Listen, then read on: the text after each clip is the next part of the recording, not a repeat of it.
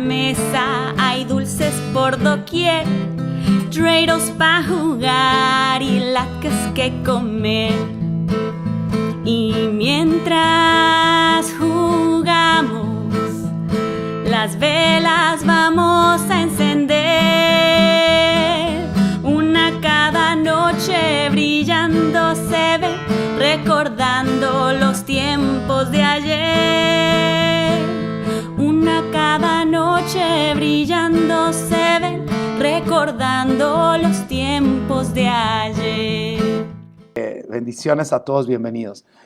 El Moed de Hanukkah es un Moed muy interesante, demasiado llamativo, y que por supuesto es bien curioso este Moed porque es un Moed, miren, si la gente no puede creer en Pesaj, o sea, que tiene fundamento bíblico, o en el Shabbat, que es parte de los 10 mandamientos, creer en Hanukkah o que tenemos que hacer Hanukkah, eso está lejísimos de la realidad para la gente, para la mentalidad convencional, lo voy a llamar así para no herir susceptibilidades de nadie o encontrarme hablando la Shonará. Entonces, para una mentalidad convencional, normal, hablar de Hanukkah, o sea, es totalmente impropio, porque Hanukkah como Moed tiene una particularidad. De hecho, Hanukkah creo es el Moed más diferente a todos. Es muy amigo o hermano gemelo, cuate de Purim, por supuesto. Pero Hanukkah sí, de verdad que es totalmente divergente, diverso, atípico. ¿Cuáles son las cosas atípicas de Hanukkah? Primero, Hanukkah no aparece como un Moed en nivel Pashat, o sea, en ningún momento de la Biblia vamos a encontrar un Pashat, o sea, un texto literal que te diga, vas a guardarlo. Todavía Purim se salvó, o sea, por un rayito de luz se salva sí o sí Purim.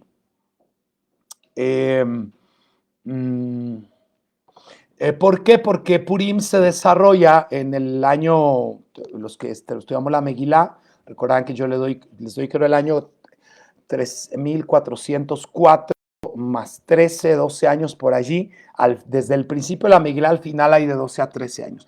O sea, ya tiene ahí los datos, se los he dado cada año, se los doy en la Megilá. Y pues están totalmente dentro del marco histórico, ¿verdad? De esto. Sí es destrucción del primer templo, porque el primer templo se destruye en el 3338 y Purim se da, o el inicio de la Megilá, se da en el 3404 y parece que la festividad sea el 3409, algo por allí, más o menos, y el desarrollo de la Megilá termina un poquito más adelante.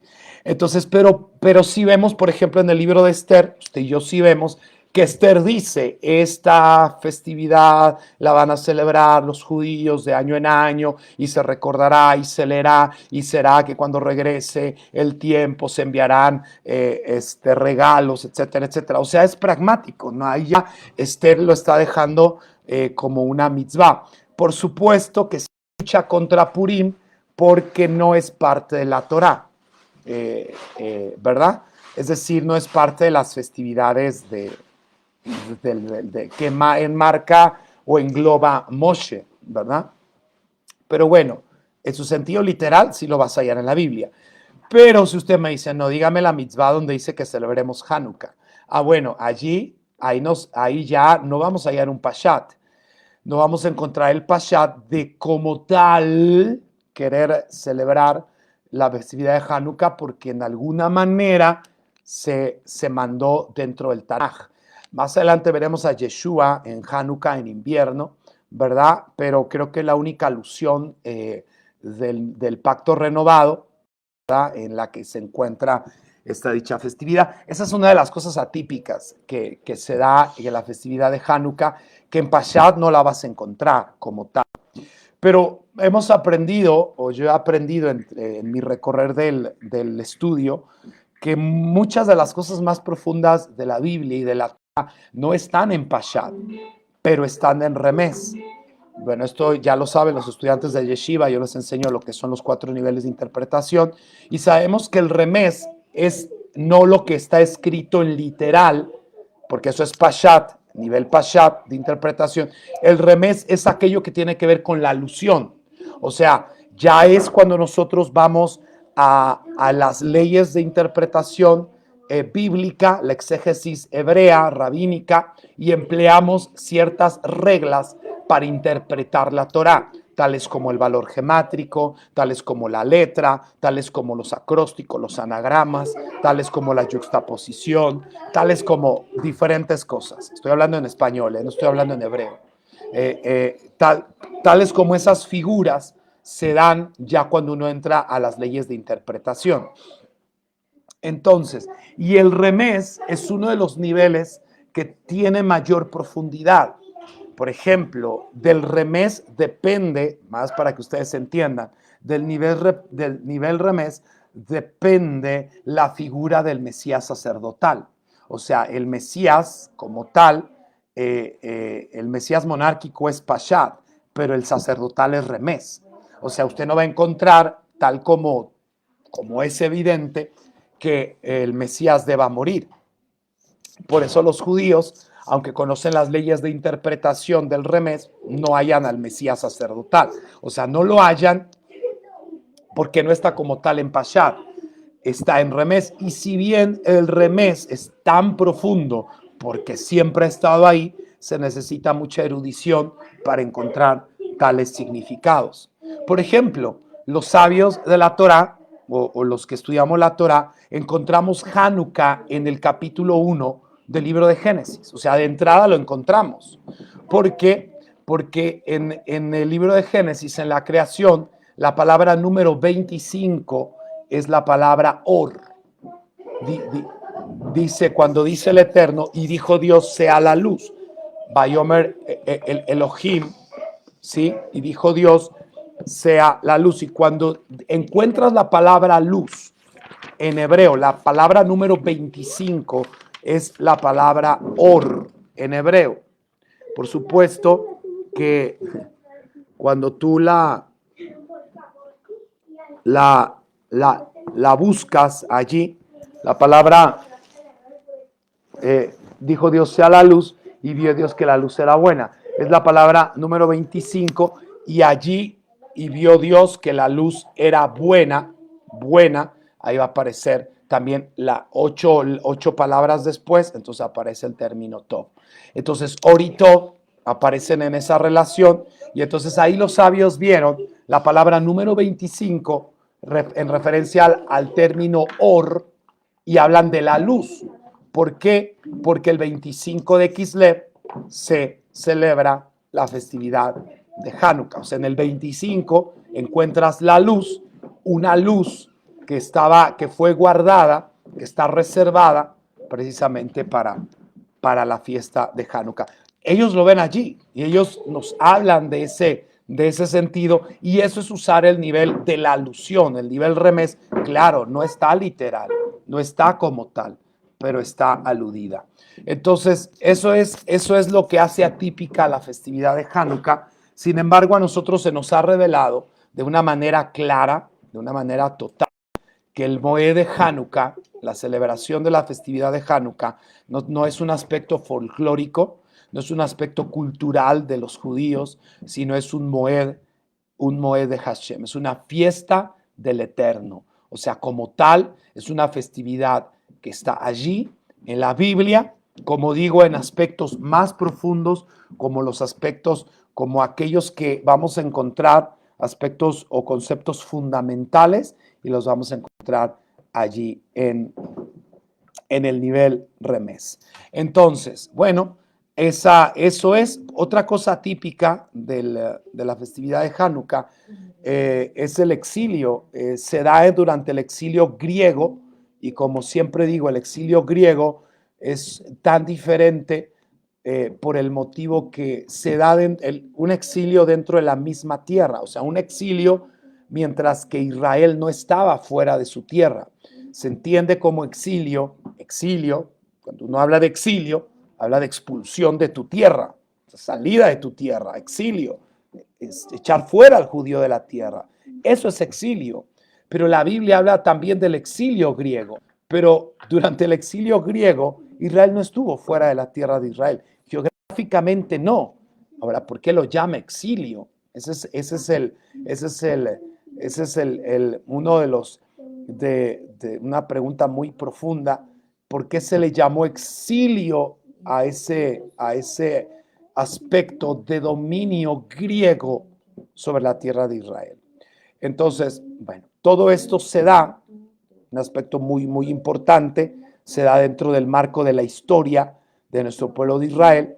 Y si bien en el momento en el que otro aspecto también interesante de Hanukkah es que se da en ese periodo de oscuridad, convencionalmente se le llama intertestamentario entre Malaquías y Mateo, allí se ubica precisamente la historia de Hanukkah.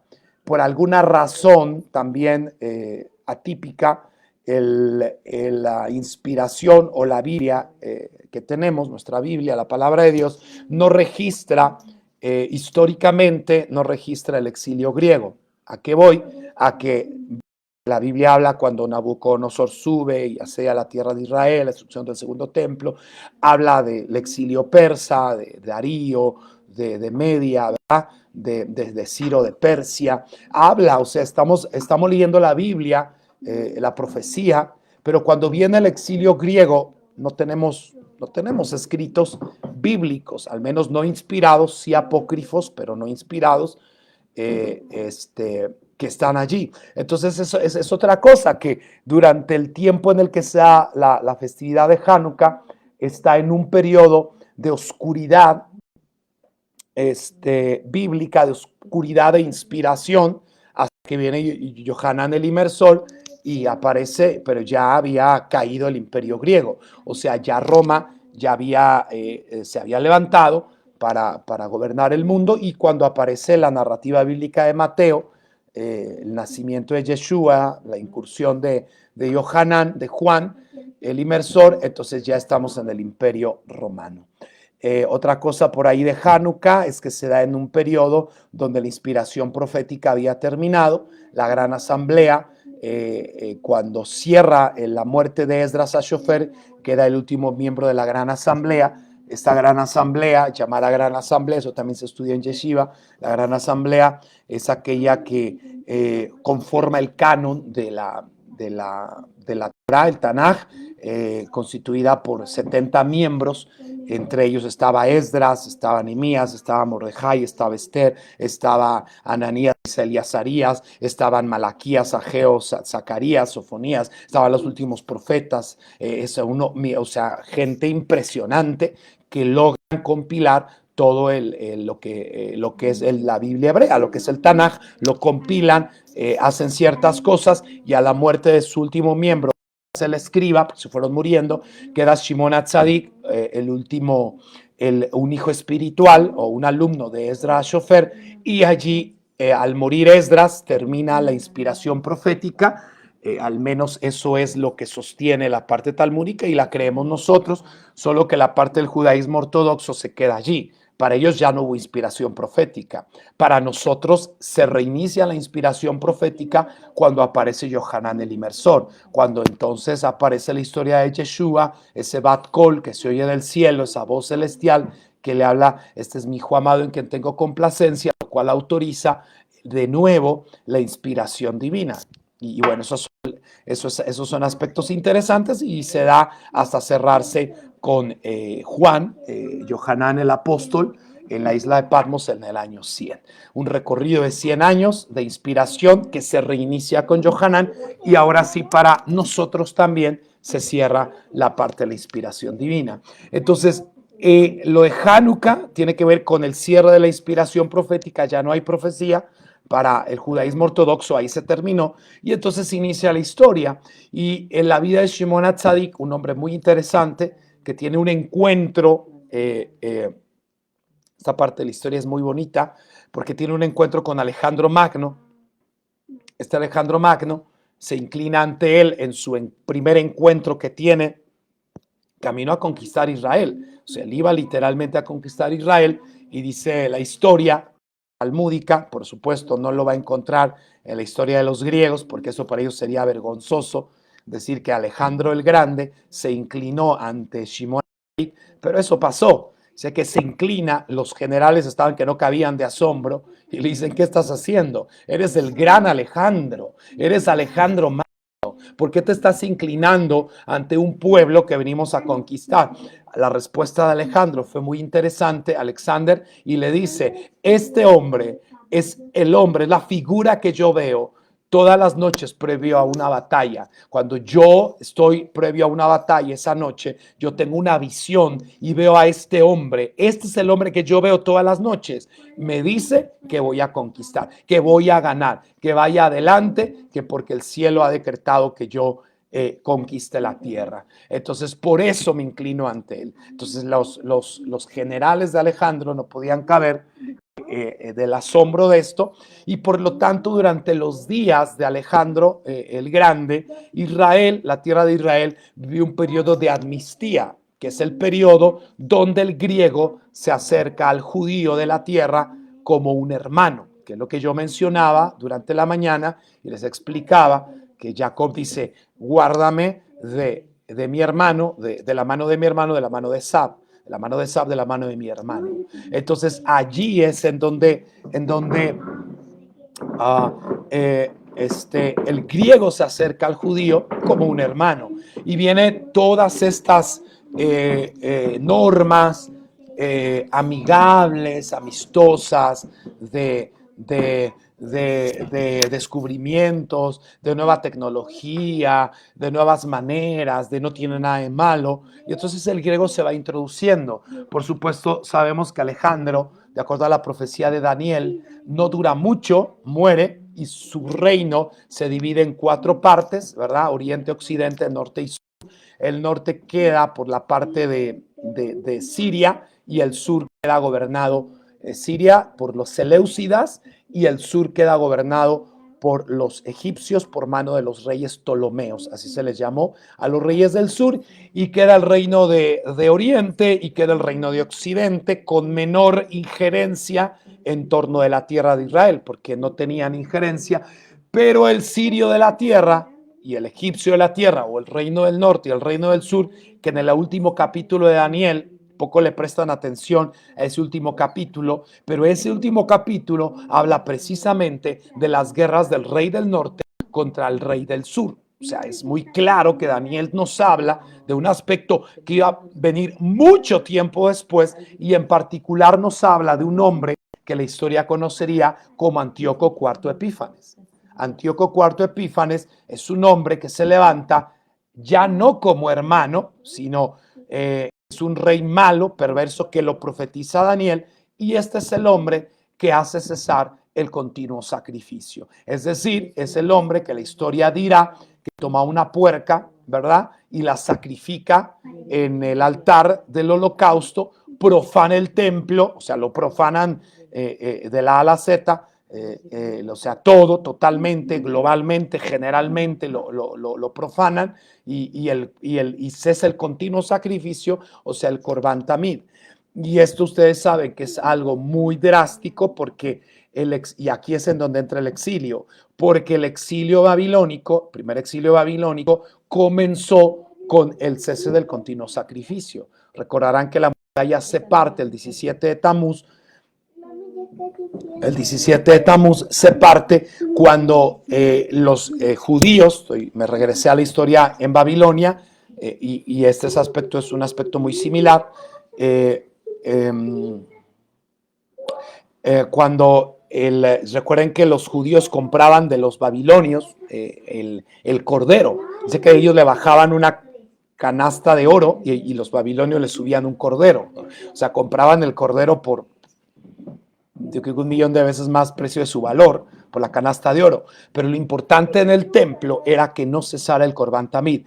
El Corban Tamid es el sacrificio más importante que había en el templo. O sea, de todos los sacrificios, el más importante era el Corban Tamid. ¿Qué es el Corban Tamid? La ofrenda diaria, la ofrenda de todos los días. Se sacrificaba uno en la mañana, se sacrificaba uno en la tarde.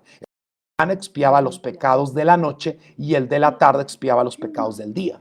que cometía el pueblo. Entonces ese Corban Tamid hacía que el pueblo siempre estuviera en pureza, porque había una expiación continua. El valor de la continuidad en la Torá y en la mente hebrea es uno de los valores más importantes.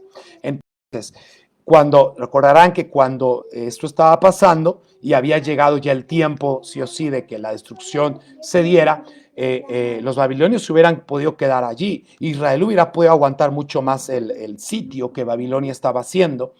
Y dice que se acerca un viejito, que el Midrash dice que no era otro que Eliyahu Anabí, y les dice, mientras ustedes les sigan subiendo ese cordero o dando ese cordero a los judíos, nunca van a poder entrar a conquistar la ciudad. Claro que a los babilonios les convenía, porque imagínense, dar una oveja por una canasta de oro, Dios mío, si me vas a dar una canasta de oro, yo te consigo la oveja todos los días, no te preocupes, yo voy y la busco. O sea, para ese trueque monetario, el babilonio lo hacía. Pero cuando este viejito, que no era otro que Eliyahu Anabí, les dice eso, entonces el babilonio como que cae en sí diciendo, wow, lo que importante es que entremos a la ciudad, pero el oro ahorita lo sacamos, lo importante es entrar. Dice que la siguiente vez que les bajaron el oro, ellos les pusieron un puerco, dice que cuando la puerca que encajó las pezuñas, porque lo iban subiendo por la muralla,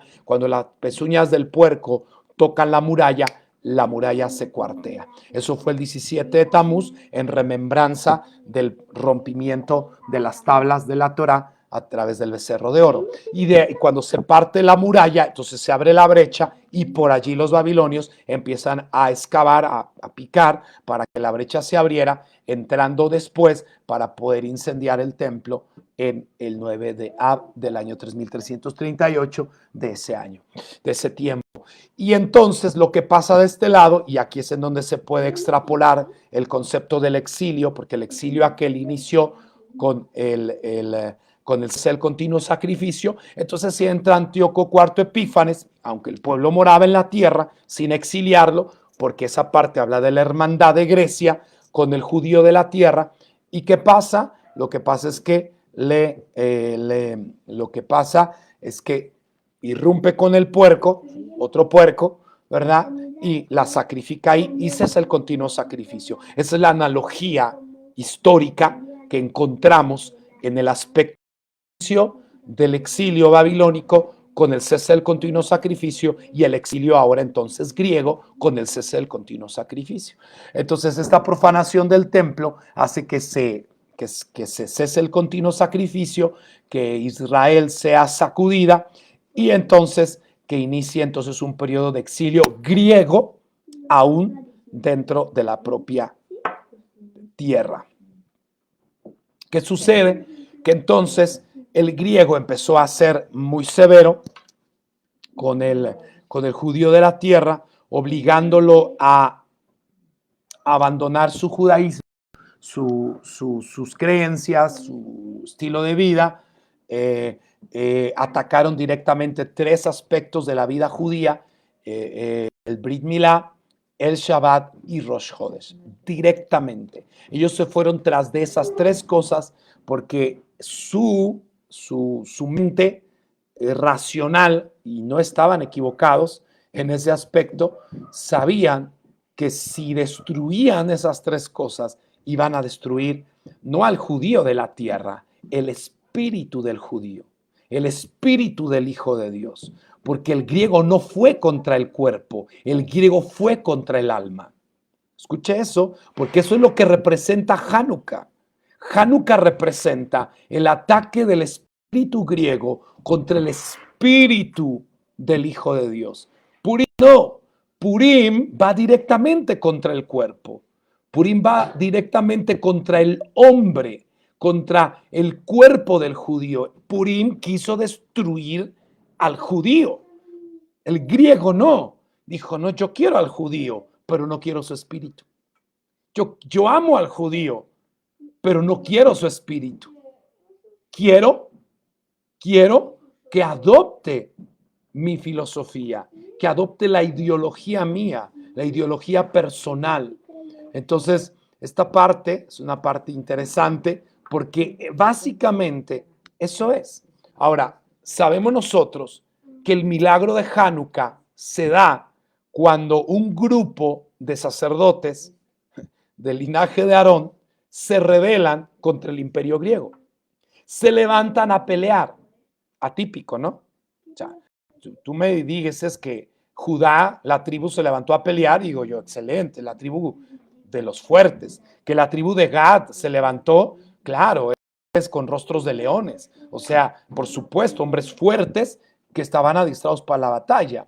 Pero me dices a mí que el sacerdote se levanta para pelear, yo te digo, no te entiendo. Como cuando en Purim el guerrero se pone a orar.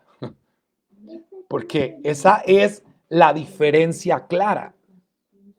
Dicen los rabinos que en el holocausto hubo muchas controversias, como siempre las hay, en el pueblo judío cuando vienen los enemigos, porque no se sabe distinguir cuando hay que orar y cuando hay que pelear.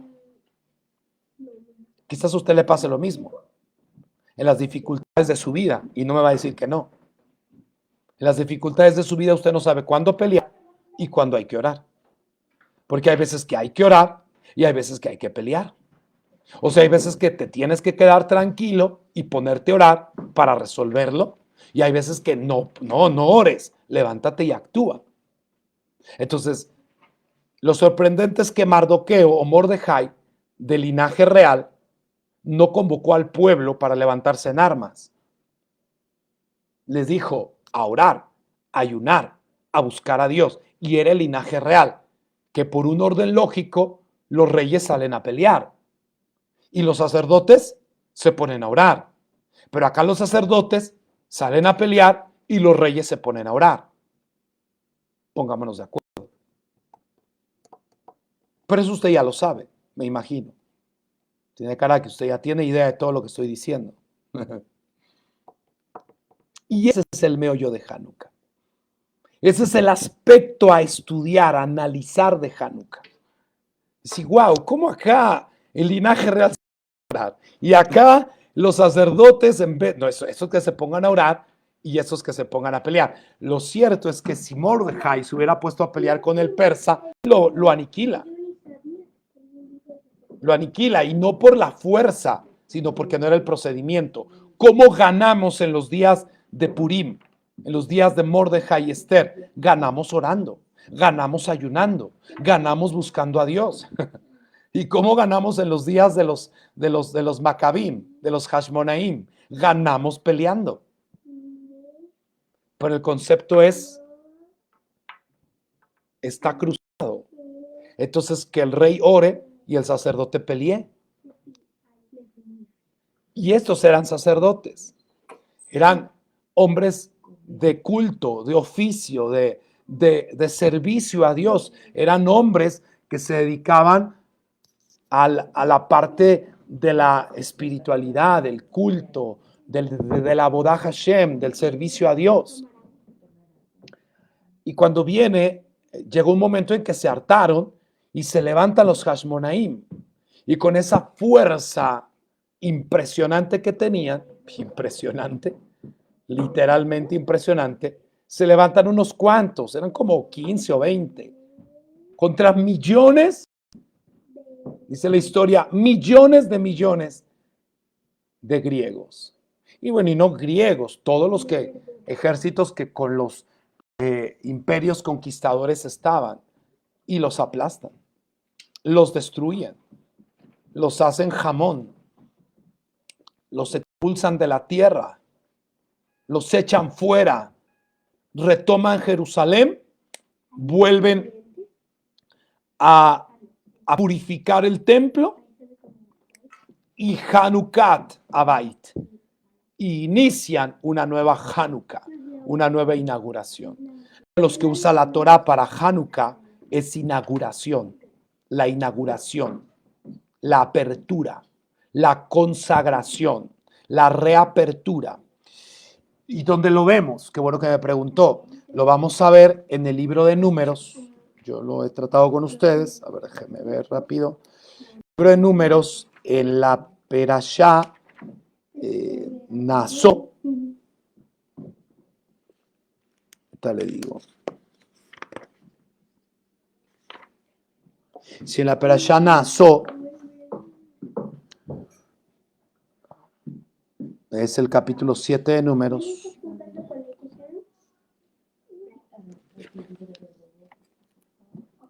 Capítulo 7, libro de Números. Vaya al verso 10.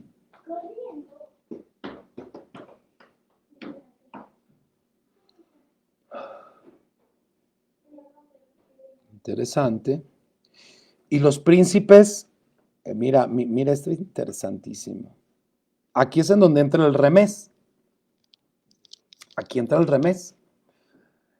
Y los príncipes trajeron ofrendas para la dedicación. La dedicación. Aquí esto dice en la traducción normal. Ahora, en la Biblia acá dice para la inauguración del altar. Y usted puede buscarlo en diferentes traducciones. Le va a hablar de dedicación, de inauguración, de apertura, consagración. Pero en hebreo, ¿qué palabra aparece? Hanukat. Hanukat. O sea, Hanukkah y una tau al final, hablando de una inauguración de acto, una acción inaugural. O sea, que ya estaban inaugurando Hanukat a Misbeach. Entonces, eso es, ahí aparece la palabra Hanukkah. Ahora, nosotros sabemos, y aquí viene parte de la historia, nosotros sabemos que Moshe termina el templo el 25 de Kislev. ¿Verdad? O sea, ya se terminó. Era momento de inaugurarlo. Y Dios le dice a Moshe, no lo inaugures, Señor, pero ¿y qué le voy a decir al 25 de Kislev? ¿Qué le voy a decir? Si ya le toca. Dice, no, él conoce su lugar. Él sabe que está reservado para otra inauguración. Él sabe, su Hanukkah está reservado para otra Hanukkah en la historia. Wow. Y Dios le dice a Moshe, espera, vas a inaugurar o vas a Hanukkah a Misbeach el 1 de Nisan. Este Mishkan se va a inaugurar el primero de Nisan. ¿Pero por qué? Porque un día este templo ya no va a existir y la Hanukkah de Hanukkah siempre perdurará. Esa no se puede destruir. El templo puede ser destruido, pero la Hanukkah de Hanukkah nunca será destruida. Wow. Por eso no lo dejaron inaugurar ahí, porque si inaugura allí, estaba diciendo que lo que se estaba haciendo es temporal. Y la Hanukkah o la inauguración de Hanukkah, del Moed de Hanukkah, es eterno. Eso está poderoso, porque es uno de los aspectos de por qué no le permitió Dios a Moshe inaugurar ahí. O sea, le toca, va a decir, le toca, sí, pero no es su lugar. Y esa es una vacuna para algunos de ustedes que creen que les toca. Sí, pero no es tu lugar, y si no es tu lugar, no te toca. Aunque te toca o parece que te toca, si no es tu lugar, te vas a confundir o te vas a corromper o te puedes perder. Entonces Dios dijo, no, déjenlo, que será para otro tiempo y para otro momento. Muy interesante, a mí me parece demasiado importante. ¿Ok? Entonces, aquí aparece, el templo se termina el 25 de Kislev del año que se terminó y Moshe deja 3 meses. Dios no quiere que se inaugure ahí, sino que se consagre más adelante.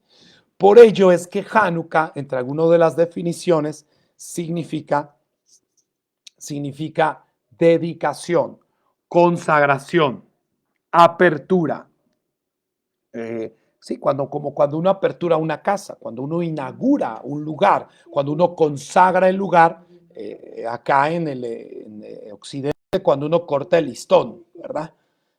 Cuando en el barco le avientan la botella de champaña, que no sé de dónde sacaron esa idea, pero bueno, inauguran el barco porque es su primer viaje, qué sé yo. Eso es lo que es una inauguración. Eso es Hanukkah. Hanukkah representa eso. Ahora,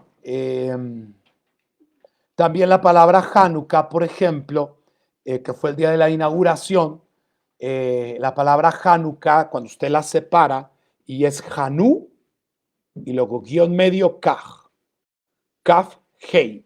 Y cuando usted suma las letras Kaf, Hei, Kaf es 20 y Hei es 5.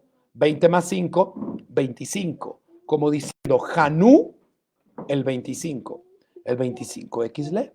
O sea, descansaron Hanu el 25 de Kislev. Ese día que estaban ahí. Ahora, la palabra Hanuk también tiene que ver con Jinuj, que tiene que ver con el sentido de educación. La palabra Jinuj tiene que ver con educar. Por eso cuando dice Proverbios, instruye al niño en su carrera y aun cuando fuere viejo no se apartará de ella. En hebreo dice Jinuj, instrúyelo, Jinuj, pero también dice apertúralo, inaugúralo desde el comienzo en su carrera. O sea, desde que nace, inaugúralo en su carrera para que cuando sea viejo no se aparte de ella. Usted lo quiere inaugurar a los 14 años preguntándole a ver qué va a estudiar. Entonces, y ahí es donde usted se equivoca. Usted allí. ¿Cuándo se debe de corregir al niño? Cuando el niño no se va a acordar que fue corregido, pero lo percibió en el espíritu que fue corregido. O sea, el niño, dice la sabiduría bíblica, que el niño debe ser corregido desde que nace hasta los 2 años. Pero es cuando menos los papás lo corrigen. Por eso después, más adelante, usted no lo puede ya corregir. Porque lo quiere corregir cuando ya tiene 14 años, cuando ya le avienta la sopa en la cara. Entonces, ¿y cómo lo va a corregir? Si el tiempo de corregirlo es de que nace a los 2 años. Allí el niño no se va a acordar. A lo más pueden ser 3 a 4 años. Ya por muy tarde, 5 años. Ya un niño que ya los 5 años ya usted no debería ni tocar al niño, porque el niño ya debe de operar solo. Pero se sabe que es el momento en el que la mamá, papá esquizofrénico, le empiezan a gritar un poco más. Pero el niño hace su sagrada voluntad. Entonces, dice, instrúyelo, inaugúralo, ¿sí? Inaugúralo en su carrera. Ay, no, pero ¿cómo? Tiene un mes, ¿cómo le voy a dar una nalgada? Es cuando más le tiene que dar usted, para que acomode el carril, agarre la carrera y no se salga de ella. Allí. En ese momento lo tiene que hacer. Ay, no, usted es muy bárbaro. Bueno, dígame lo que usted quiera, usted me dirá después qué se hace. Yo tengo los míos y para muestra está lo que yo tengo. Allá los de ustedes. Pero ahí está. Entonces, eso es lo que la sabiduría bíblica, hebrea y rabínica nos enseña. ¿Ok? Acuérdese que la unción es producto de la educación. Así que usted no quiera mi unción y no quiera saber cómo la obtuve. No quiera mi sabiduría y no quiera saber de dónde salió, porque entonces hay una disociación allí. Sabiduría que uno tiene, porque Dios da sabiduría a los sabios, ¿verdad? Eso, sabiduría a los sabios. Entonces, el que es sabio, Dios le agrega sabiduría. Entonces, si uno es sabio, es porque es sabio. Y Dios le agrega sabiduría al sabio. Entonces, ahí está nada más. Ok, Jinuj es educación. Instrúyelo, inaugúralo en su carrera y cuando sea viejo no se va a apartar de ella. Y los sabios dicen, aunado a lo que estoy diciendo, para por si le faltaba un poquito más, aquí le va. Dice que los principios son difíciles o hacer un buen comienzo, ahí está la lucha. Entonces, iniciar es difícil, pero lo que cueste hacerlo bien, hágalo, porque ese es el secreto de cómo sucederá más adelante. Entonces, regresando a nuestra época histórica, viene Antíoco IV Epífanes, se hace el continuo sacrificio. Los sacerdotes se hartan de todo esto y dicen, ¿qué más da? Tenemos que hacer algo, porque nos van a arrasar. Y entonces dicen, levantémonos, pero somos unos cuantos, ni modo, muramos por la patria, muramos por algo, pero no podemos quedarnos así. Por alguna razón, los sacerdotes dijeron, no podemos quedarnos así, tenemos que actuar. Si se da cuenta, Mordejai y los Hashmonaim leyeron correctamente qué deberían de hacer. Leyeron perfectamente cómo deberían de actuar. Y aquí está la sabiduría de Purim y de Hanukkah. Porque es la parte en los que tú te tienes que comportar como Mordejai o como los Hashmonaim. Mordejai como rey, no. Los Hashmonaim como sacerdotes pelearon. Y ese es el misterio más grande que uno tiene que tener. Y si usted logra entender cómo hacerlo y cómo lograrlo, entonces usted va a lograr vencer en todas sus batallas. Porque la ironía de todo es que la gente puede pensar que cuando ora o va a la reunión o va a la reunión, uno no está haciendo nada, no hace nada. Pero los sacerdotes nos dijeron que mientras oficiaban su sacerdocio es cuando uno realmente está peleando, ¿sí? Como sacerdotes. Y los reyes nos dijeron que mientras hacían su oficio es que uno realmente tiene que buscar de Dios. Entonces, esa parte es la parte en donde nosotros tenemos que mirar que está la parte más, es el desafío a conquistar, lograr leer en nuestra vida qué es lo que debemos hacer en cada momento. Entonces, por supuesto, hay una manera de decodificarlo, de entenderlo y de poder correr y avanzar en eso. Se levantan los sacerdotes, leen lo que deberían de hacer. ¿Qué deberían de hacer? Levantarse a pelear. Se levantan, pelean, vencen al ejército griego contra todos los pronósticos. Es imposible humanamente. ¿Cómo? ¿Cómo un grupo de sacerdotes que nunca se adiestraron para la batalla, que nunca se prepararon, aplasta al ejército más intimidante de aquella época? ¿Cómo lo hicieron? ¿Cómo lo lograron? Con la ayuda de Dios, y Dios les da la victoria, y en la victoria les da la razón de la elección que habían hecho para la acción que habían escogido ejecutar. Así que allí Dios dice, claro, es correcto levantarse en este tiempo a pelear, es lo que debieron hacer. A Mardoqueo también le da la razón de la elección, de su acción que escogió en el momento que hizo lo que hizo, es decir, orar para ganar, y Dios les da la victoria y le da la razón. Y dice, claro, aquí debiste haber orado. Se levantan, ganan, y en ese momento, el 25 de Kislev del año 3622, logran reinaugurar nuevamente el templo. El templo que había sido profanado por este hombre Antíoco IV Epífanes es purificado, es limpiado, purificado, consagrado una vez más, y allí es en donde aparece en el momento de la inauguración, buscando la luz, cómo encender la menorá de 7 brazos, encuentran que solo había un frasco de aceite para un día, porque cada frasco duraba un día, y solo encuentran uno sellado. Algunos sabios dicen que ese frasco era de los días de Moshe Rabenu, o sea que ese es el sello que tenía, era el sello de Moshe, un sello de calidad que tenía para decir que estaba totalmente purificado, interesantemente. Entonces, usan el aceite, lo ponen en la menorá. Ellos sabían que duraría un día porque ya habían conquistado la tierra, ahora tenían que purificar todo, pero para poder tener aceite kosher, o sea, para usarse, durarían 8 días para volver a poder el proceso de prensado, de todo lo que tenía que hacerse para tener aceite. Necesitaban 8 días de espacio. Ellos toman una decisión que va a ser aplaudida también por el cielo, no esperar, ¿verdad?, 8 días hasta tener todo el aceite completo y poder comenzar, porque es la mentalidad, ¿verdad?, que se suele tener. No, yo no comienzo nada porque quiero estar bien preparado para cuando tenga que comenzar. Se ponchó y fórmese al final, porque usted acaba de equivocarse. Y los Hashmonaim nos enseñaron que uno tiene que iniciar con lo que tiene y no esperar a estar totalmente óptimo, tenerlo todo para comenzar. Si yo hubiera esperado tener casa para casarme, mi esposa se hubiera casado, yo seguiría esperando y ella ya se hubiera casado. y yo seguiría esperando todavía tener la casa para poderme casar. O sea, ella, yo hubiera logrado todo, ya me hubiera dado la vuelta.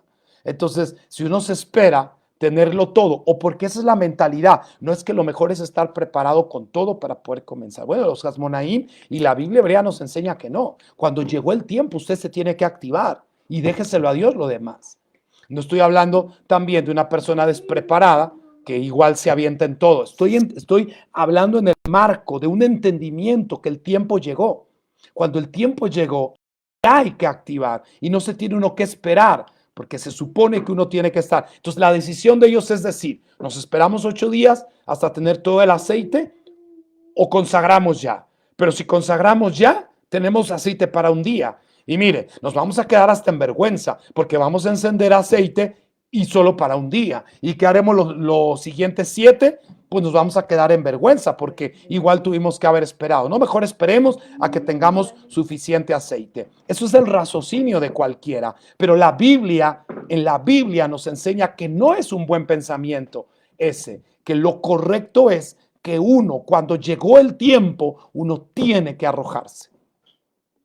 ¿Por qué Vitia extendió la mano cuando no podía alcanzar la canasta?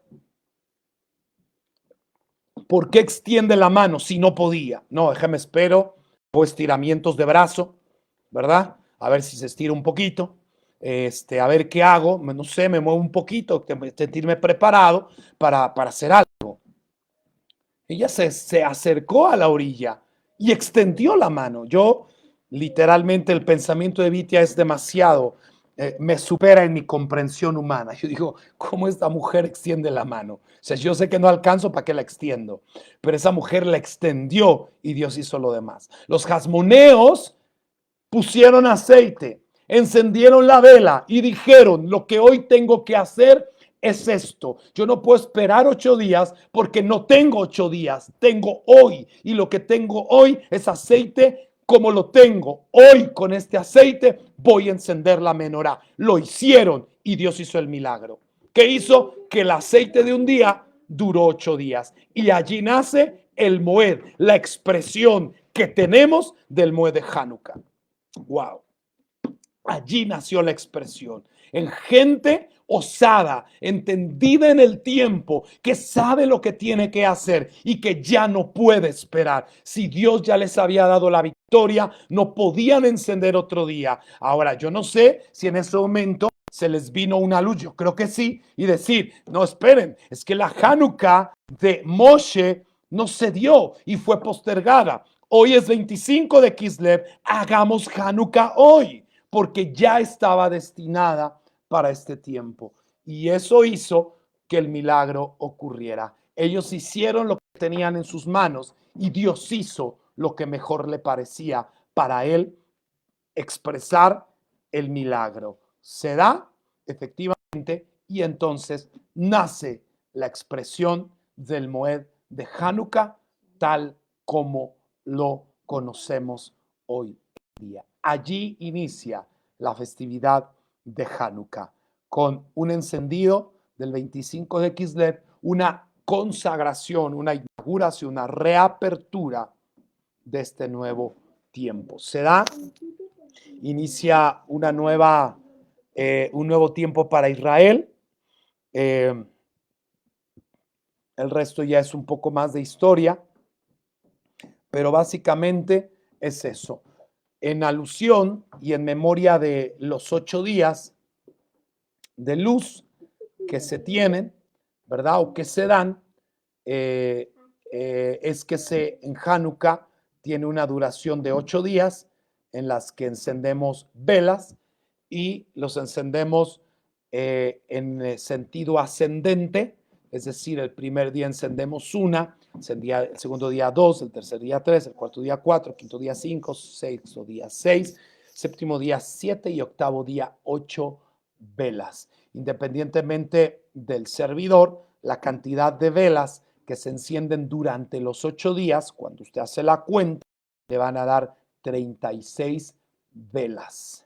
36 velas se encienden durante los 8 días y en alusión a la luz que sabemos, que la luz representa la Torá y la Torá está compuesta por las 22 letras del alefato hebreo y por eso el 25 de Kislev del año 36 velas, 22 letras del alefato del año 3622 o 3622 en alusión a la luz de las velas de Hanukkah y a las 22 letras del alefato hebreo es que se da precisamente el milagro de Hanukkah. El 25, ¿por qué? El 25 porque es la palabra número 25 de la Torah, te dice de la luz, y la palabra número el 8 días después, o 8 palabras después de Or, viene el término Tov, y el término Tov es el número 9, o sea, el 25 del 9 del 36-22 se va a celebrar Hanukkah. ¿Y eso dónde está puesto? En Génesis 1. En Génesis 1:3 te habla del 35 del 9 del 36-22. Sorprendente. Entonces, ahí está el inicio histórico de esto que es la festividad de Hanukkah. Ok. Bueno, esto es básicamente lo que es la parte histórica de lo que es el Hanukkah de una manera generalizada. Le acabo de resumir en el tiempo, wow, le acabo de dar una clase extraordinaria de historia y toda totalmente en la mente, Shema Israel, pero eso lo digo para que usted más bien lo valore, lo que le estoy dando hoy, y aprecie el esfuerzo que hacemos para darle este tipo de clases. Muy interesante porque es un resumen totalmente extractado con aspectos muy y matices muy interesantes. De nada. Entonces,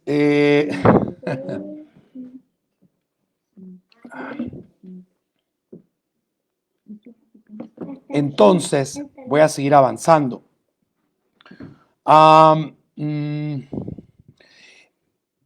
Esdras el escriba dice, este es un dato histórico ahí que les regalo para los que les gusta la historia. Esdras el escriba se sabe que muere en el año, es bien interesante esto, en el año 3448. Mire qué interesante fecha de la muerte de Esdras Shofer.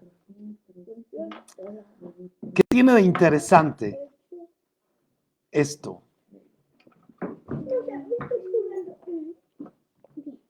¿Alguien tiene la idea de qué tiene interesante esta fecha? A mí me parece muy interesante y me llama la atención. Y es que es 1000 años después exactamente de la entrega de la Torá.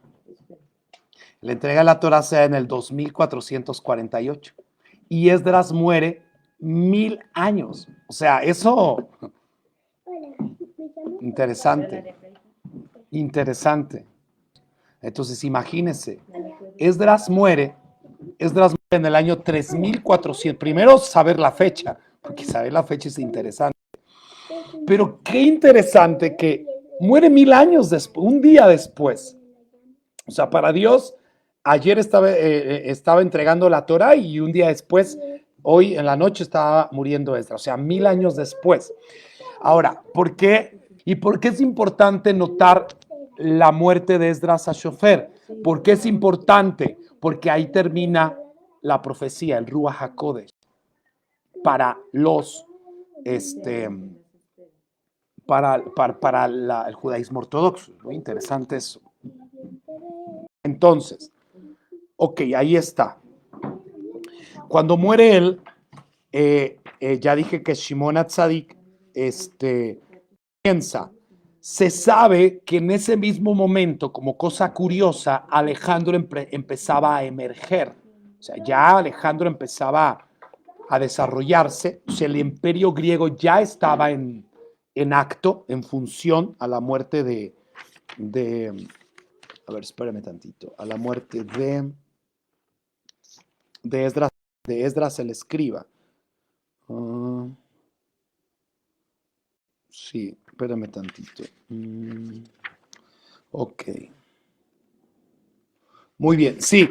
Y entonces, cuando ya Alejandro se dirige a la tierra, que aquí la historia nos muestra que es prácticamente el mismo, viene la muerte de Alejandro, por supuesto, y junto con él se dan algunos, lo que ya hablamos de la división del reino. Esto se da históricamente en el año 3454,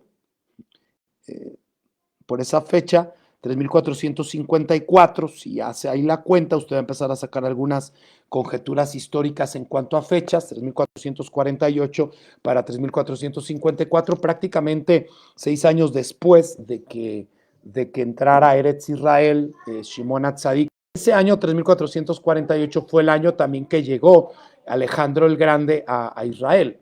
Ese año fue en el que se inclina ante Shimon Hatzadik.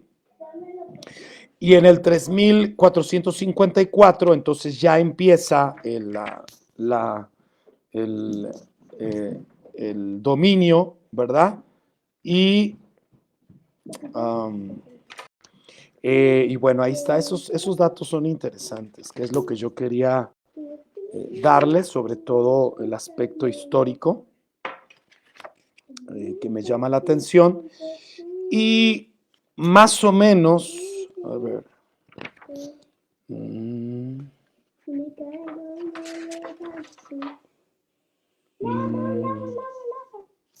más o menos en el 3616 aproximadamente es cuando surge este hombre, Antíoco Epífanes. Imagínense, 3616 para el 3622, estamos hablando de 6 años de que cesó el continuo sacrificio hasta que se levantan los hasmoneos. Son datos muy interesantes porque hablamos de Antíoco Epífanes, no sabemos en qué tiempo, hablamos, bueno, lo de Hanukkah es una fecha más común, más, bueno, que yo al menos yo he mencionado mucho. Pero bueno, ahí está. Y del 3616 que surge Epífanes, entonces al 3622 es que literalmente se da la guerra de los Hashmonaim, ¿ok? Y bueno, ya lo demás va a ser historia, ¿no? Aquí lo demás va a ser historia muy interesante que se tiene que dar hasta que aparece después ya más adelante Herodes el Grande y bueno, el surgimiento de la República Romana, bueno, cosas ahí que son demasiado llamativas. Entonces, esto es básicamente la historia, esto es Hanukkah, así históricamente. De ahí vamos a derivar el aspecto profundo de lo que es Hanukkah, pero eso vamos a ver si lo tocamos. Pero ahora quiero hablarles un poquito de la estructura de Hanukkah. Entonces, esto es Hanukkah. El aceite dura 8 días y gracias a eso, entonces los sabios conmemoran o consagran la festividad. Otra particularidad de Hanukkah, que sí quiero hacerla notar hoy, que es bien interesante, yo la estaba estudiando en la mañana y ahorita al abrir uno de los libros que tengo, al estar estudiando, aparece algo que me llama la atención y dice que Hanukkah, dice el Talmud dice que los sabios, escuchen esto, que los sabios ordenaron la celebración de Hanukkah el año siguiente del milagro de Hanukkah. Los sabios ordenaron celebrar Hanukkah. Y eso llama la atención, porque ninguno de todos los Moed se ordenó celebrarse un año después. Todos en el momento que pasó, por ejemplo, en el momento que pasó Pesach, Dios le dice a Moshe, este mes será para ustedes el primero y la festividad que van a guardar. O sea, todavía ni pasaba la salida de Egipto y ya estaba siendo ordenada como una mitzvah. ¿Qué le parece? Todavía ni salíamos, si vamos un poquito más profundo, todavía ni pasaba la salida de Egipto y ya se nos había ordenado que la teníamos que guardar. Bueno, y Purim, sucede el milagro de Purim y ¿y qué pasa? Y luego Esther, después de la victoria, les dice, esta festividad quedará para celebrarse de año en año. Hanukkah es la única, para ponerle 2 ejemplos nada más, pero puedo recorrer todas, por ponerle 2 ejemplos, y Hanukkah es la única que no, o sea, ya ocurrió el milagro, el 3622, y no se ordenó que se guardara, no se ordenó que se celebrase como Moed. Oiga eso, porque eso es importante, ¿sí? No se ordenó que se guardara, se esperó a que llegase el siguiente año y un año después, entonces sí, se dice que se debe de guardar Hanukkah como un Moed. Eso es atípico. Ahora, ahí surge una pregunta. ¿Por qué? ¿Por qué no se ordenó? Y aquí hay razones, hay 2 razones creo que tengo que extrapolar muy profundas. Esto ya me voy a encaminar un poquito a explicarles cómo es que encendemos las velas y todo eso a la estructura, y creo que con eso vamos a terminar hoy. Así que, oiga esto, ¿por qué? ¿Por qué no se ordenó que se guardara en ese mismo año? 2 cosas son importantes. La primera y muy profunda, y la segunda también, que ya no había profecía. Al no haber profecía, ellos no podían saber si el milagro ocurrido en Hanukkah se derivaba de la fecha o se derivaba de la situación. Y para el judío no es lo mismo. ¿Por qué? Si el judío celebrara fiestas cada vez que Dios hace un milagro por él, le prometo que no tendríamos ni un día del año que no estuviéramos haciendo una fiesta. Porque tantas cosas nos han pasado durante toda la vida, que no tendríamos un solo día del año que no estuviéramos diciendo, este fue por esto, este fue por aquello, este fue por más allá. Usted sabe que el judío históricamente no solamente tiene el Purim que tenemos en la Biblia, hay Purim de Zaragoza, hay Purim de no sé dónde, hay Purim de no sé cuándo, hay un montón de Purim. En la historia del pueblo judío hay un montón de momentos donde quisieron o pretendieron ser eliminados y Dios al propio estilo de Purim los libró muchas veces, muchas ocasiones. Entonces, si el judío celebrara todos los milagros como una fiesta, no tuviéramos ni un solo día que no estuviéramos celebrando. Ojo acá, y es un concepto interesante. Nosotros no celebramos eventos ni milagros. Ni un Moed es producto de un milagro como tal. El milagro es producto del Moed. Pero ¿cómo descubrir qué es qué? ¿Y quién es de qué? ¿Cómo descubrir que ocurrió un milagro nada más? Porque hoy están ocurriendo milagros, y no porque están ocurriendo milagros en este momento, usted va a celebrar un Moed. Hoy vamos a hacer una fiesta. No, te pasó un milagro y ya. Y si bien el milagro se puede derivar de lo que tú activaste en Rosh Chodesh Kislev, el milagro se puede dar por, qué sé yo, por el Shabbat que tienes, el milagro se puede dar derivado de muchas cosas, o simplemente porque Dios es bueno y tú hizo un milagro, ¿no? Pero no por ese milagro, no por ese milagro vamos a activar una fiesta. Y eso es algo que tenemos que comprender. Oiga, el, el milagro no se da de eso. Entonces, interesante. Lo primero, como no tenían Ruach HaKodesh o inspiración profética, ellos no sabían en ese momento si el milagro de Hanukkah se debió a un milagro como tal o si el milagro se desprendió del Moed, del tiempo, Porque si se desprendió del tiempo, un Moed. Interesante. Si el milagro se desprendió del tiempo, es un Moed. ¿Oyó? Si es un milagro, es un milagro. Y no tenemos tiempo para conmemorar milagros. Le agradecemos a Dios, pero no tenemos tiempo para conmemorar eventos. Entonces, como ellos no sabían si el milagro de dónde era, entonces no pudieron el mismo año que recibieron el milagro establecer el Moed de Hanukkah. Tuvieron que esperar un año. Y dice la ley oral que cuando llegó el siguiente año, se dieron cuenta que la fecha tenía algo. Ellos percibieron una luz diferente.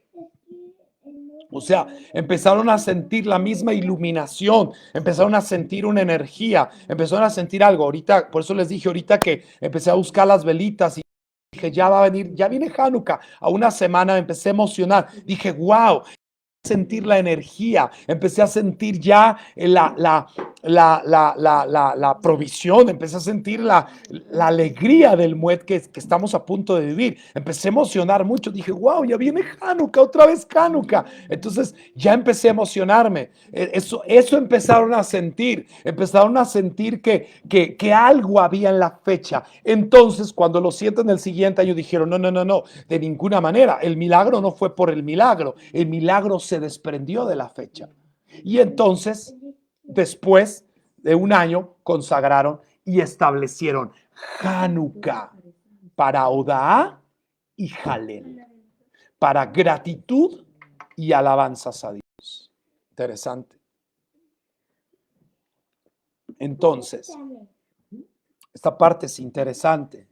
Ahora, el aspecto de que no había espíritu profético es la primera razón por la cual no lo consagraron ese año. Segunda, el aspecto de que el judío no celebra milagros es la segunda razón.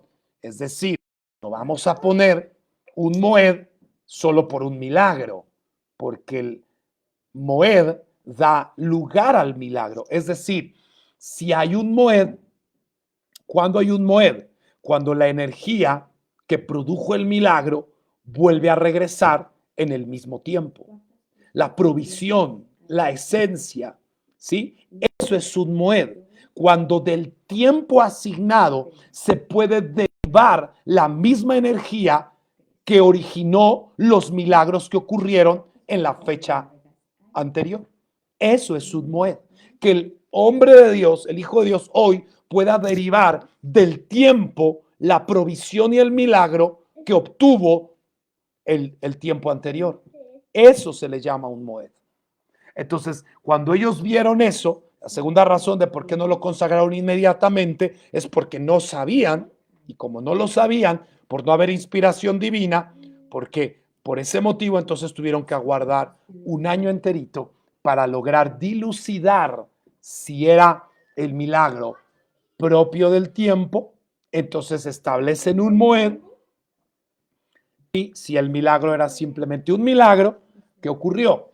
Porque si usted se pone a pensar, ¿cuál fue el milagro? O sea, porque hay aspectos con los que se guardan una fiesta. En Pesach, pues está el Cordero de Pesach. Estamos en los días de los grecosirios. Ni usted ni yo sabemos exactamente si ya ocurrió el milagro del aceite, ¿ok? Y como ya ocurrió el milagro del aceite, entonces, pero el milagro del aceite se derivó del milagro aplastante de los sacerdotes que se levantaron a pelear contra los grecosirios. pero ganamos nuestras batallas. O sea, imagínense la cantidad de milagros que se dieron para que los jasmoneos pudieran volver a consagrar el templo. No fue el único milagro, hubo muchos atrás. Y en consecuencia, después ahí se da que logran consagrar el templo. Es como decir, estábamos en guerra, nos estábamos tomando un té caliente, bien calientito, ¿verdad? Bien rico. Un mate, imagínense un mate argentino bien calientito, bien rico, pero estábamos en la batalla y de momento cuando vienen los ejércitos a la guerra, a la batalla, nos levantamos y salimos a pelear y lo sorprendente es que cuando regresamos a la guerra, el mate seguía caliente. Entonces al siguiente año vamos a celebrar la fiesta del mate caliente. ¿Cómo celebraría usted Hanukkah? O sea, es algo como eso. El aceite se multiplicó. Yo sé que se multiplicó. Oye, pero aplastamos a Grecia. Judas Macabeo se levantaba con su puño y aventaba a miles de griegos. Oiga, usted haber visto a Judas Macabeo, le aseguro que no le dan ganas de celebrar Hanukkah con aceite, con vela. Se levantaba, Kika mojale Adonai, y golpeaba el piso y explotaban todos. Y se volvía a levantar, Kika mojale Adonai, Eloheile Israel, y pegaba al piso y aventaba otros 10,000. Así, era lo que decía. Entonces, impresionantemente esto sucedió. Entonces, oiga, al ver a Judas Macabeo, nos vamos a celebrar la festividad con té caliente. Es algo como eso.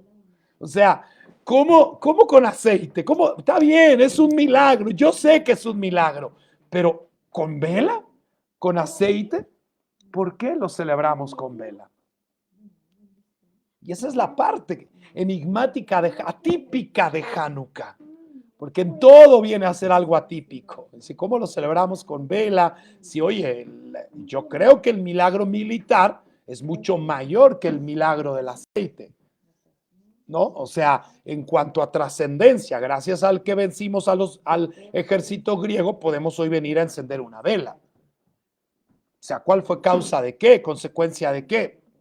Pero ese es el énfasis de Hanukkah y del entendimiento del Moed. ¿Se da cuenta?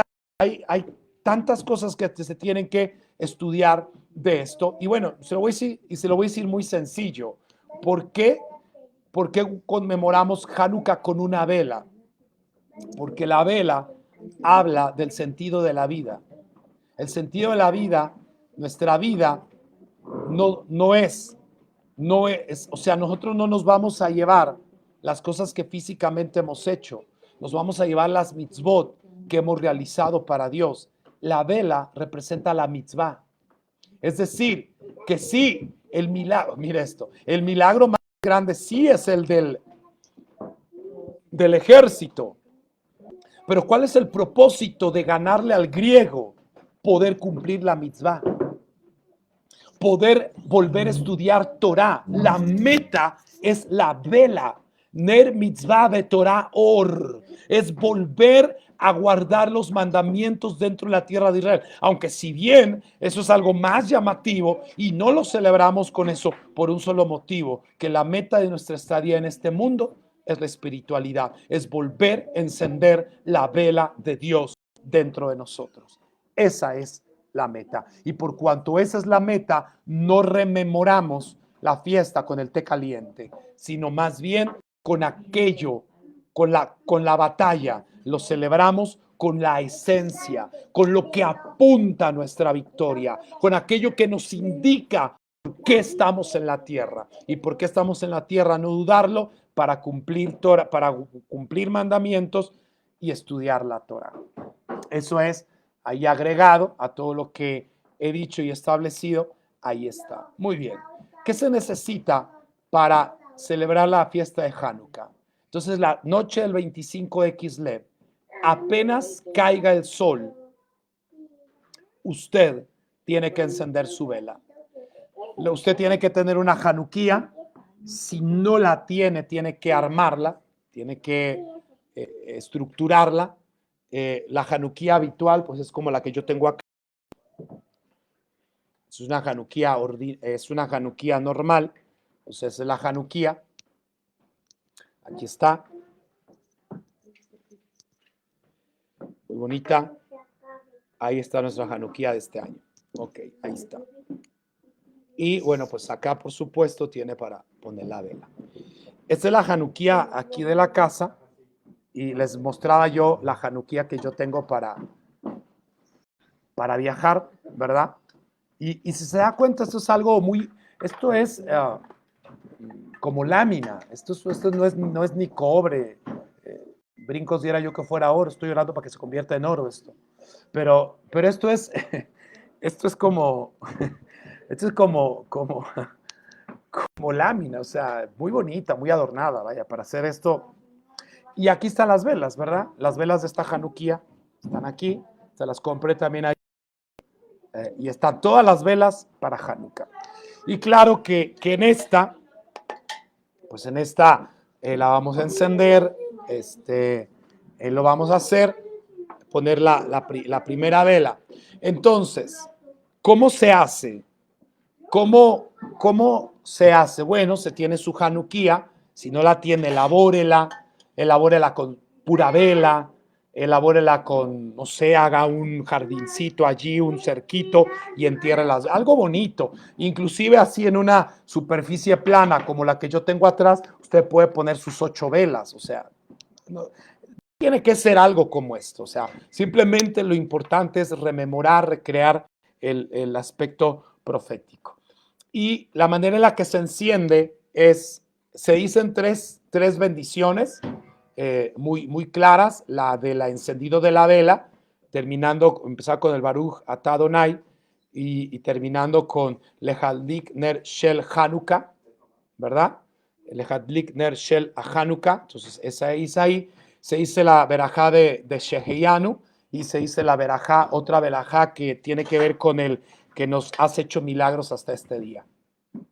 Por ahí las vamos a subir a Fiestas del Eterno, ahí las voy a subir acá, voy a subir las 3 bendiciones en español, en inglés, en hebreo y en español, para que usted las pueda decir y repetir desde su casa, de donde usted se encuentre, usted pueda repetir las bendiciones. Entonces, ¿cómo se encienden las velas de Hanukkah? Para los que por primera vez van a encender, se los digo, y los que ya lo saben, pues para que lo recordemos.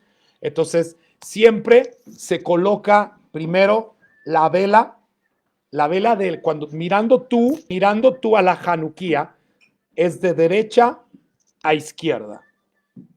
Yo estaba estudiando un poco y algunos dicen que de izquierda a derecha, y bueno, hay diferentes posiciones, pero la más convencional es la que se da de derecha a izquierda. Más que el hebreo se escribe de derecha a izquierda. Entonces, ahí hay posturas diferentes. Y se pone el primer día se pone la primera vela y después se pone el shamash. ¿Ok? O sea, la primera vela está aquí. Siempre la parte más alta es dentro de las 4 velas, no cuenta. Entonces, se pone el shamash, se pone la vela de la derecha y se pone el shamash del centro. ¿Sí? De allí es que se enciende, se enciende el shamash. Primero, siempre se va a encender y con el shamash se va a encender la primera vela, el primer día. ¿Ok? Eso se hace el primer día aquí, se enciende así como está. El pastor Jonathan le acaba de poner allí, ahora sí ya se encendió. Y cuando se enciende la vela, entonces se dan las verajot. Baruch atah Adonai Eloheinu melech haolam, asher kitzanu bemizvotav betzivanu, lehadlik ner shel Hanukkah. Y ahí está, y se enciende. Y ya se dicen las otras 3 que vamos a subir. El segundo día se coloca primero la vela de la izquierda, ojo aquí, la vela de la izquierda se coloca, luego se coloca la vela de la derecha y luego se coloca el shamash.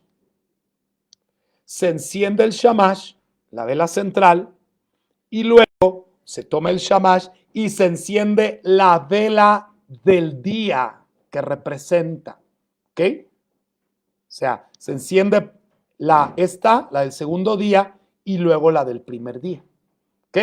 Y el tercer día igual, colocas la vela del día, la tercera vela, la segunda, la primera y el shamash. Enciendes el shamash y ¿cuál se enciende primero el tercer día? La tercera que se pone ese día. Y luego la segunda y luego la primera, ¿ok? El cuarto día se coloca igual, la vela del cuarto, se coloca el tercero, el segundo, el primero, se enciende el shamash, cuando se pone el shamash, se enciende el shamash y se enciende la cuarta, la tercera, la segunda y la primera, ¿ok? Y el quinto día, el shamash, perdón, se colocan las velas en el orden correcto, por último el shamash, se enciende el shamash, se enciende la quinta vela, quinto día, cuarto, tercero, segundo, primero. Sexto día, se colocan las velas en el orden desde el sexto hacia el primero, se coloca el shamash, se enciende el shamash y se enciende la sexta, la quinta, la cuarta, la tercera, la segunda y la primera. El séptimo día se colocan las velas en el orden del séptimo al primero, se coloca el shamash, se enciende el shamash y se enciende la séptima, la sexta, la quinta, la cuarta, la tercera, la segunda y la primera. El octavo día se colocan las velas de la 8 a la 1, por último el shamash, se enciende el shamash y el shamash va a encender la octava, la séptima, la sexta, la quinta, la cuarta, la tercera, la segunda y por último la primera. Y el último día de Hanukkah se va a ver nuestra Hanukkah, así como tiene la de bonita ahí el pastor Jonathan. Ahí está. Entonces se va a ver toda encendida. ¿Ok? Ese es el encendido de la vela. ¿Dónde debe estar su Hanukkah? En la parte de afuera de su casa. Interesante. En la parte de afuera. Yo les he enseñado que se pone, si no se puede poner en la parte de afuera, alguien dirá, pero ¿cómo la pongo en la parte de afuera?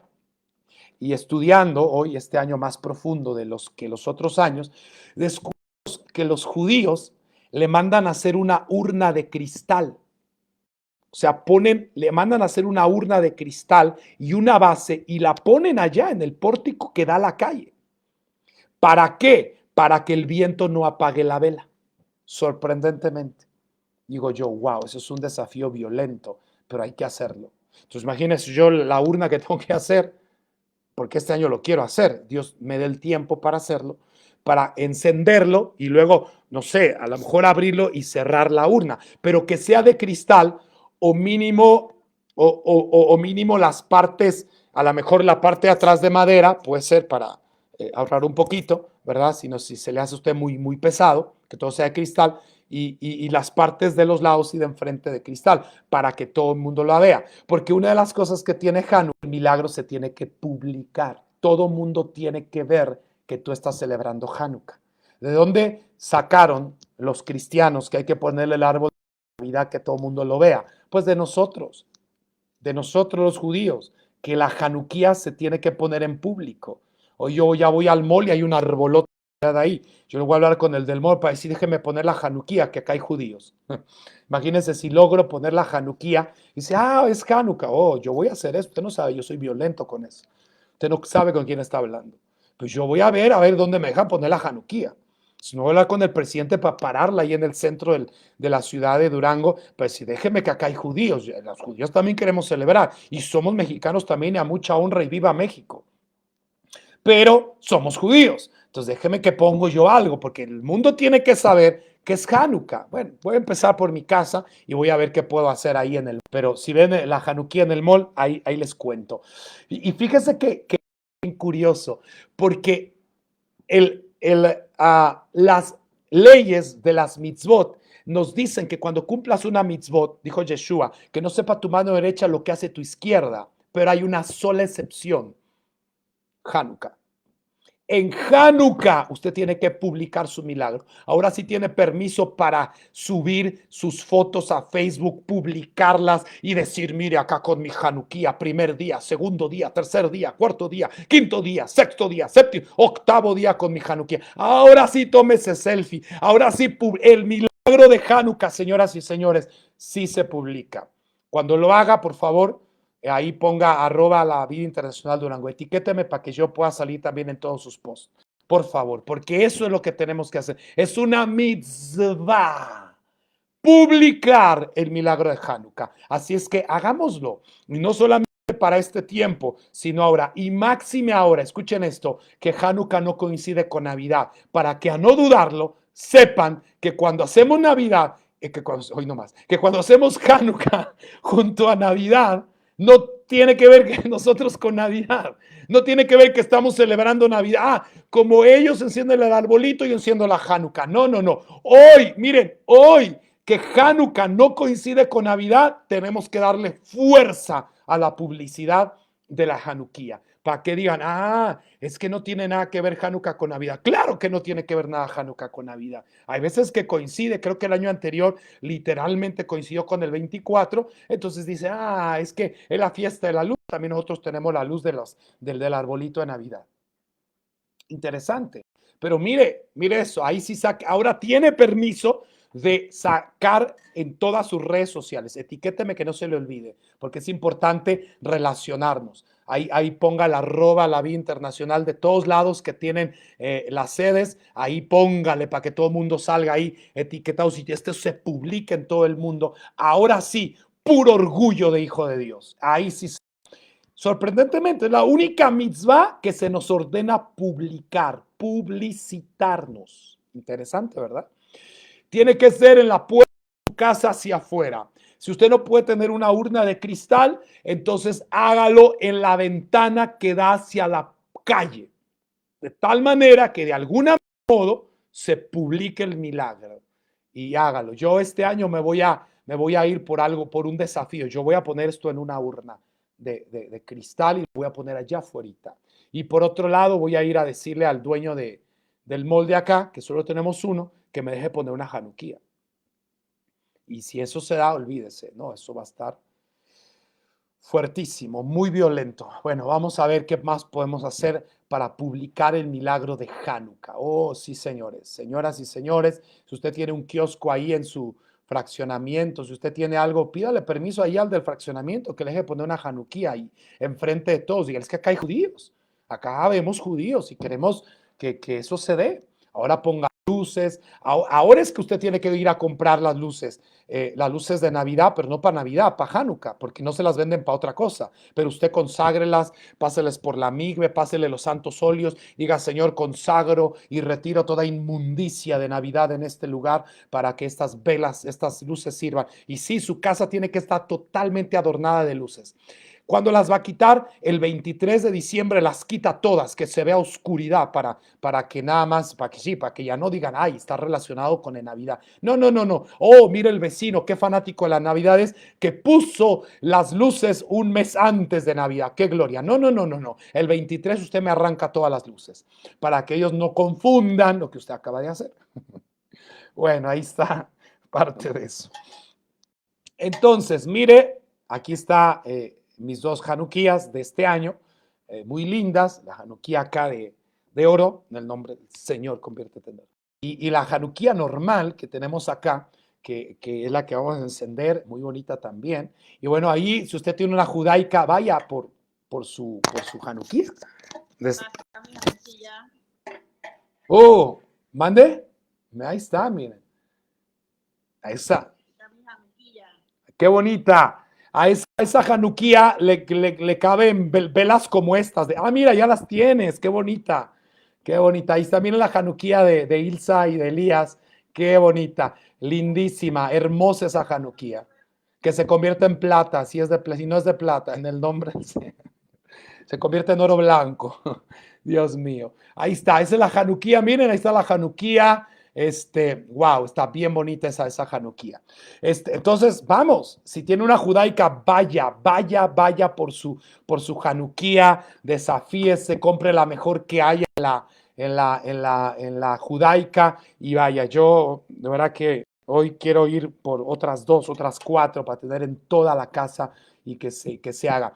La azúcar, por ejemplo, de nosotros, que quedó en lo alto, allá vamos a poner velas luces y todo, vamos a hacer todo bien bonito, como que pareciera ser que estamos en lo que todo mundo piensa, ¿verdad? Pero sabemos nosotros que es tiempo de Hanukkah, tiempo de celebrarlo.